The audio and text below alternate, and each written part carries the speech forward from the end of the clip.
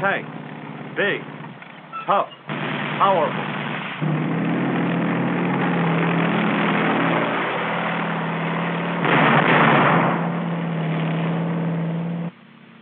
How'd you like to knock one of them out, soldier?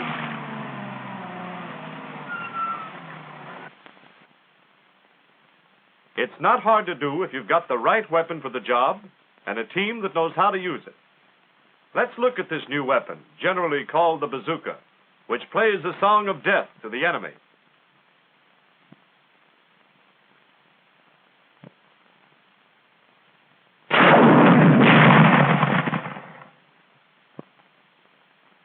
The team usually consists of 2 men, the gunner carrying the launcher and the loader with ammunition bags of 3 rounds each.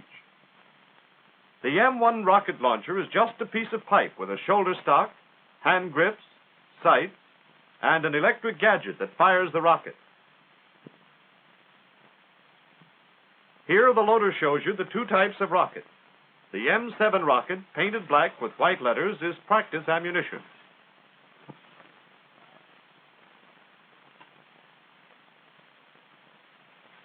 And the M6 painted OD with yellow lettering is loaded with high explosive. The difference between the 2 is that the black one is relatively harmless, while the M6 is deadly.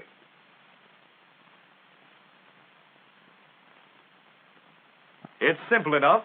It's got a high explosive head. A powder charge in here propels it on its way. Tail fins at the rear guide it in flight.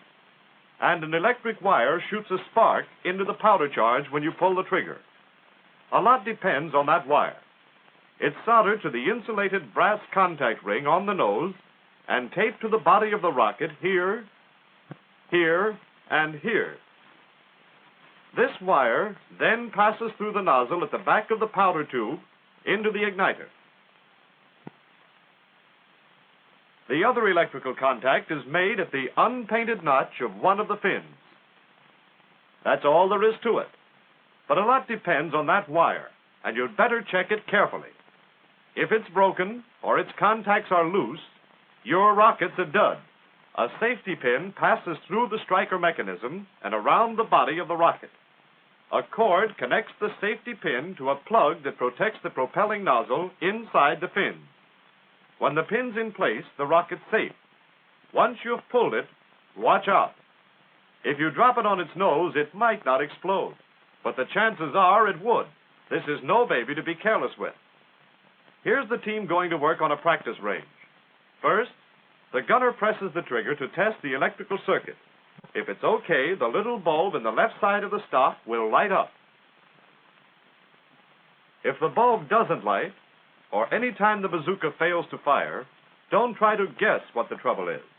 9 times out of 10, it's your battery's fault. Your bazooka is equipped with 2 batteries. Replace the old battery with a spare carried in the rear pocket.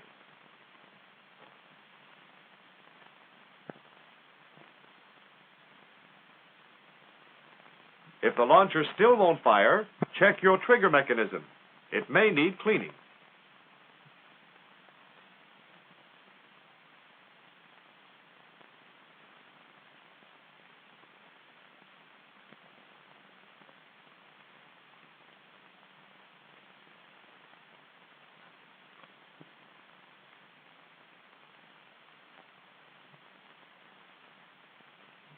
When the bulb lights, the launcher's ready, and the gunner takes his firing position.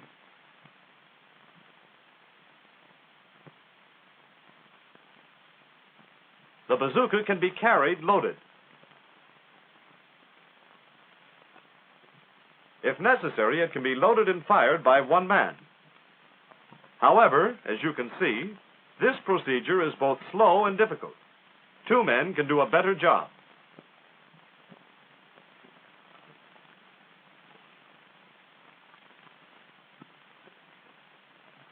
There's a terrific backblast of flame when the rocket's fired. Watch what it does to that white sheet.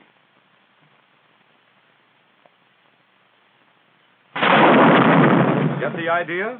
Rule number 1, keep away from the rear of the launcher.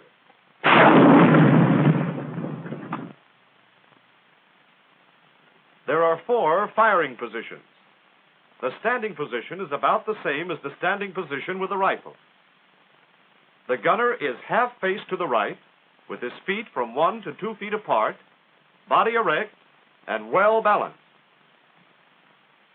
The left arm is extended, with the left hand grasping the front hand grip, the right hand grasping the rear hand grip. The loader takes a position facing the firer's right shoulder and close enough to load rapidly and easily.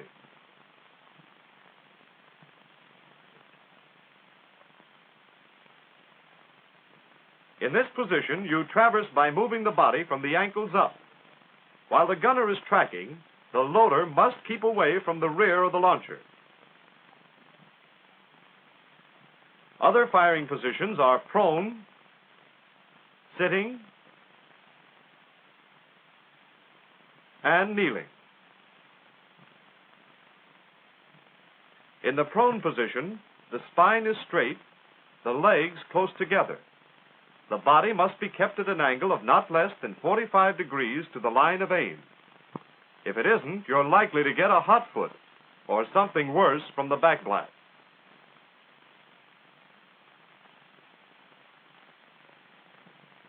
The elbow should be well under the launcher, the left hand on the front hand grip, the right hand on the rear hand grip, and the stock placed firmly against the shoulder. The loader gets flat on the ground, resting on both elbows, and at right angles to the line of aim. The loader should be opposite the firer's right shoulder and close enough to do his job. It is especially important when tracking a target that you remember to keep your body 45 degrees away from the bazooka's line of aim.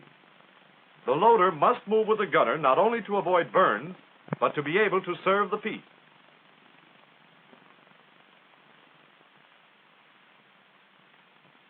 In the sitting position, the gunner faces half right from the target with his legs crossed. He leans slightly forward from the hips with his back straight. The left arm is extended, and the right elbow is up to form a pocket for the stock. Neither elbow should be rested. The launcher is held as in the standing position. The loader sits opposite the gunner's right shoulder at right angles to the line of aim. His legs are crossed right over left, and he is close enough to the gunner to do his job without strain.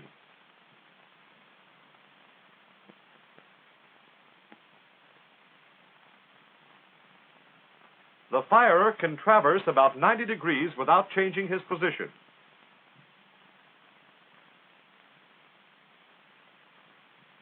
The kneeling position is similar to the anti-aircraft position with the rifle.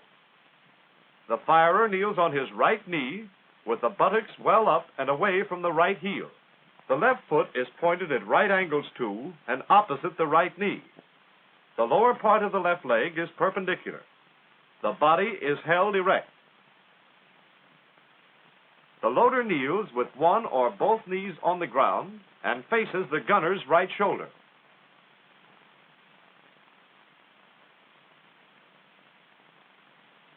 Traversing is done by moving the body from the waist up. With very little practice, you should be able to traverse 180 degrees.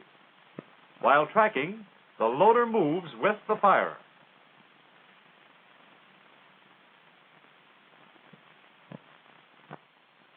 Now let's take up sighting and aiming. The first step is range estimation. It should be constantly practiced by estimating the ranges to prominent points on the terrain which have been previously measured. Estimation of the range to moving targets should be especially practiced.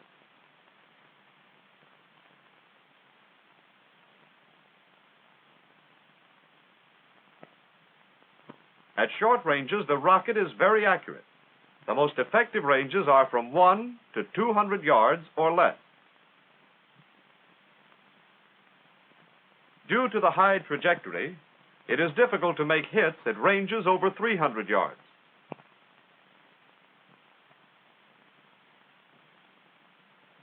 At extreme ranges, the trajectory is so high that if the target is under trees, the projectile may be exploded by the trees before it hits the target. Now let's take a look at the sight. This leaf is the rear sight. The front sight has 4 graduations for ranges of 1, 2, 3, and 400 yards. Always keep your eyes in line with the sights. Here is the proper sight picture at the 100-yard range. The 100-yard graduation of the front sight is aligned with the top of the rear sight and the target. You'll have to estimate intermediate ranges between the 100-yard grids. Here, for example, is the sight picture at 250 yards. Ranges over 400 yards must also be estimated. At these long ranges, you'll have to stretch your neck.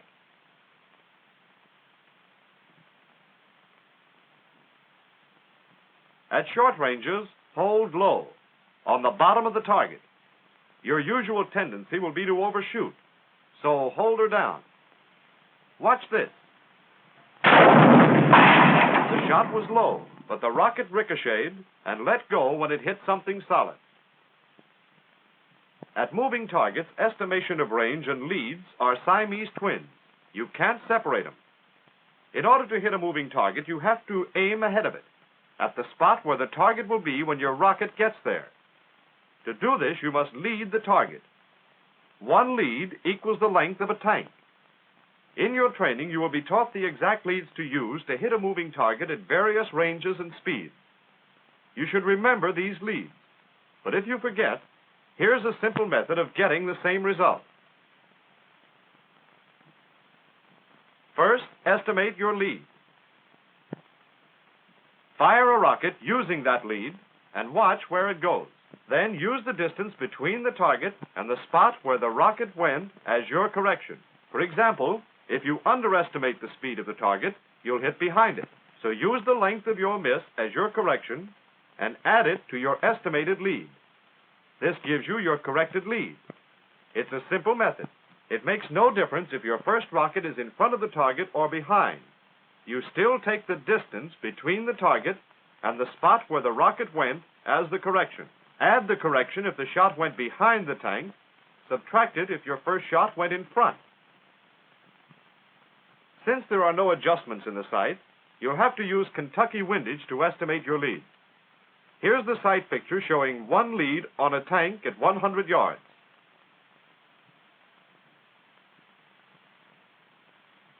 All sighting should be done with both eyes open. This is particularly important when you're tracking a moving target. When firing, wear goggles and, if available, a glove on the left hand. Now that you've got the target lined up, let's talk about trigger manipulation. Use a smooth, steady, rearward pressure. Unlike the rifle, the trigger has no slack, and there's no recoil. Here's a rifle grenade. Watch the recoil.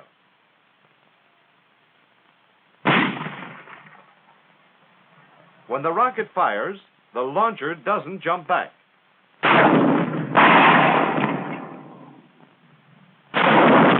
It takes a little time for the rocket to get out of the tube. So keep your sights lined up on the target until the rocket's left the launcher and is well on its way.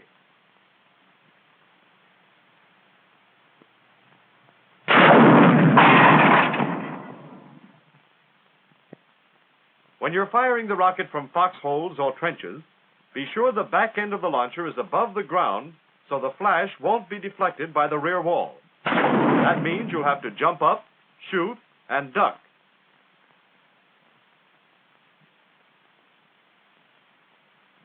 At night, the rocket has a distinctive flash to the rear, but no muzzle flash. Whenever possible, get into a position which will screen this flash.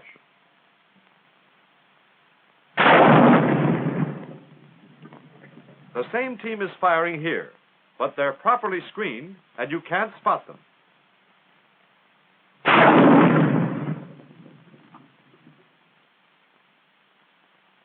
Tank busting isn't the only use for this weapon. It's a jack of all work. You can use it as an anti-tank mine.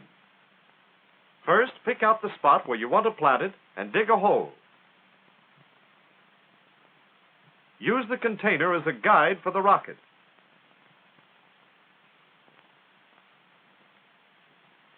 Punch a hole through the bottom.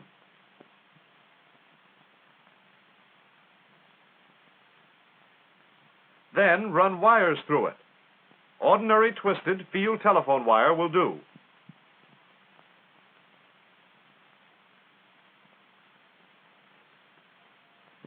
Attach one wire to the wire leading to the brass contact ring on the nose.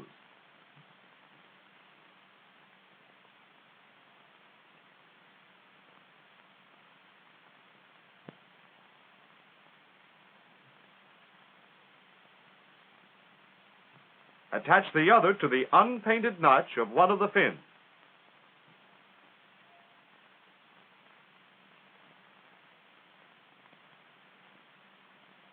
Then remove the safety pin and plug.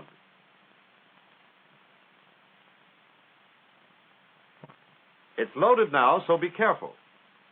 Slide the rocket back in the container with the nose pointing out. Keep the contacts from fouling and place the carton in the hole.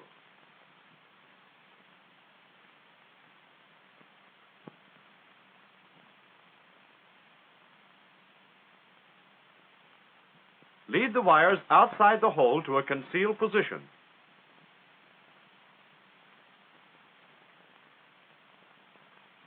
Pack dirt around the carton.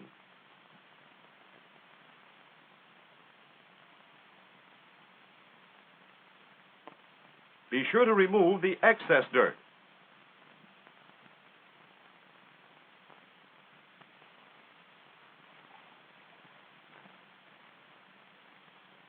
The next step is camouflage. You can cover traces of your work with a branch, like this.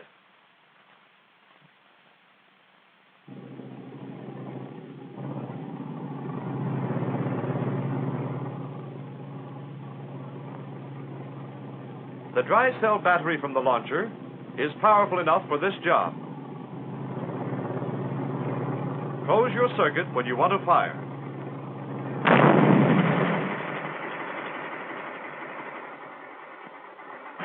And the tank will never know what hit it.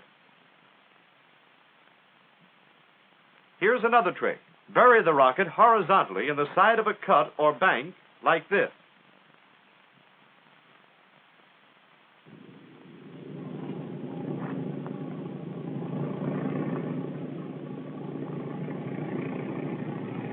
Use the dry cell battery as before. And one more tank crew will be singing, "Show Me the Way to Go Home." If you ever want to punch a hole in a pillbox or a wall, remember the rocket. And it can do a pretty job on other vehicles than tanks. One rocket in the cylinder block, and the engine's ready for the scrap heap.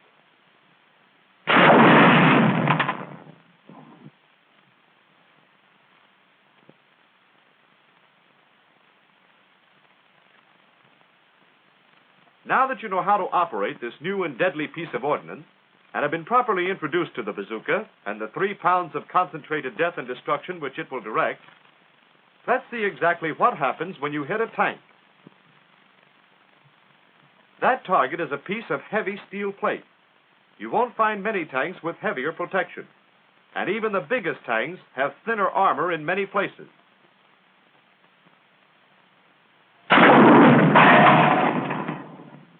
A man against a tank might sound like David against Goliath. But just as sure as David's stone killed the giant, you can blast a tank with one of these rockets, and here's the proof.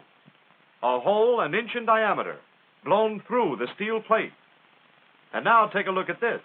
These silhouette targets were placed 4 feet behind the steel plate. Every one of these holes was made by a flying fragment of red-hot steel. And there are more than 200 of them. This is what happens to a tank crew when a rocket hits. This M6 rocket is tough on tanks if you know how to use it.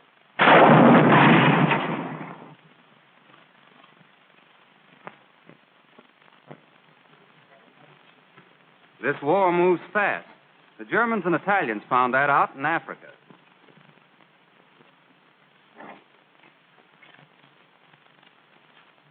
We picked up some things, too. Even while this picture was being filmed, changes were being made in the bazooka and the rocket. changes based on the experience of the men who fired them overseas. In every case, the improvements you will find make your weapon simpler and more effective.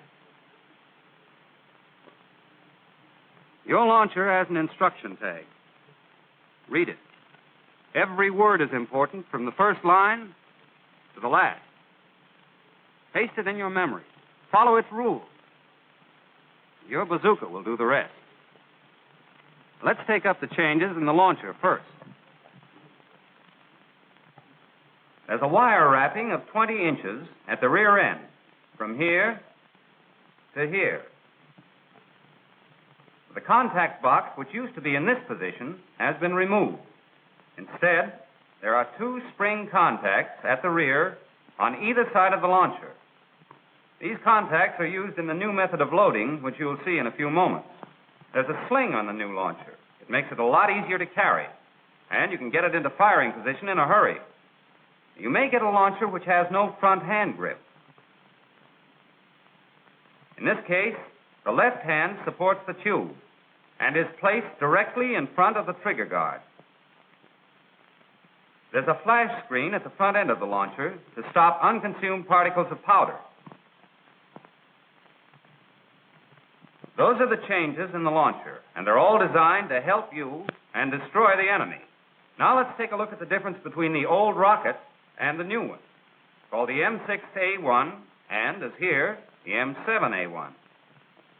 You'll remember the old rocket had a contact band at the nose and a wire leading to it and extending down the side of the rocket. There was also a cord attached to the safety pin. In the new rocket, the band and the cord have been eliminated. The wire, which was here on the old rocket, is now coiled within the fin.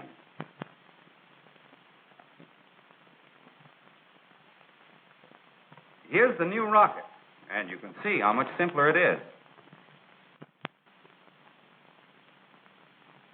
Now let's see the new method of loading.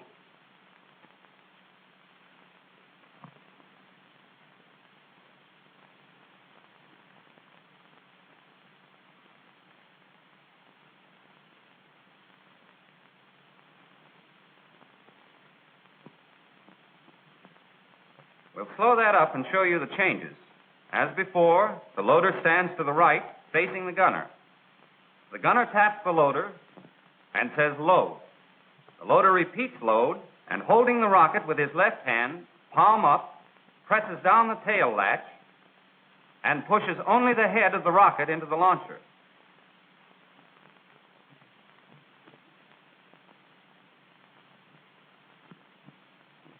Now, the safety pin is removed and dropped. Remember, there is no cord on this new rocket. The rocket is pushed in until the tail latch catches in the notches of the tail fin. Now, here's something important. Up to this point, the rocket cannot be fired because the electric circuit has not been completed. The loader slides his right hand forward and with his left hand pulls the insulated tab of the coiled contact wire to the rear. Don't yank it. This wire must stay attached to the rocket.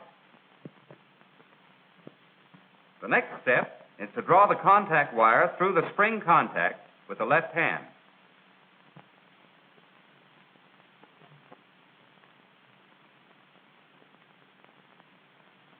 There are two of these contacts.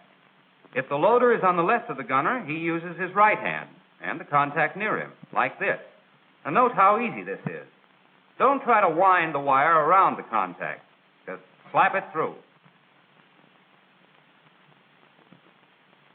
The bazooka is now ready to fire. The loader taps the gunner on the back and reports ready. And with a good team, ready is the word. There are several other improvements in the bazooka which you may see in the near future. For example, here's a two-piece launcher. This is designed for easy carrying and stowage and for special use by paratroopers. One quick turn and the launcher is ready for action.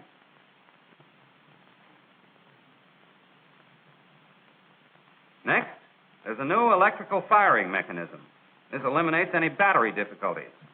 Trigger manipulation is the same as before. Then there's the new optical sight, which gives the gunner a greater field of vision and thus makes it easier for him to lead the target. When not in use, it's folded back against the launcher. And finally, there's the two-position metal stock. The small groove is used in the prone position and the large one for all other positions. With this stock, the launcher barrel is raised above the line of sight, allowing greater visibility.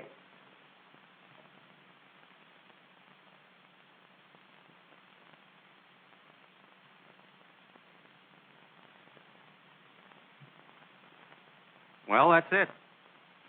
The bazooka with these improvements is easier for you to handle and deadlier for the enemy to handle. Now learn and remember what you've seen in this film. You're going to be over there yourself.